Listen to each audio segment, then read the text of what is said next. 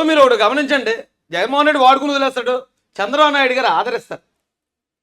చాలా క్లియర్గా ఇప్పుడు ఎవరో మా షర్మిలక్క గిఫ్ట్ పంపించింది లోకేష్ గారికి.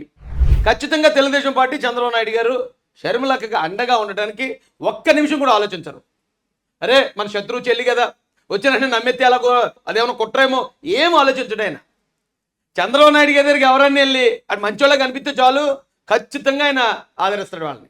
అలాగే ఈ రోజున షర్మిలక్కని, ఇప్పుడు ప్రశాంత్ కిషోర్ని, వైసీపీ నుంచి టీడీపీలోకి వచ్చిన ఎమ్మెల్యేలని, వైసీపీ నుంచి పనిచేసి మమ్మల్ని కూడా అలాగే కదా చేశారు, వాడుకున్నంతసేపు వాడారు మొత్తం రాష్ట్రం అంతానే. తర్వాత మాలాంటి వాళ్ళని ప్రతి ఒక్కరిని, అంటే 2019లో మాకు వ్యతిరేకంగా మాట్లాడారు, మమ్మల్ని ఓడించడానికి ప్రయత్నించారని ఒక్క సెకండ్ కూడా ఆలోచించడండి ఆయన పెద్ద ఆయన.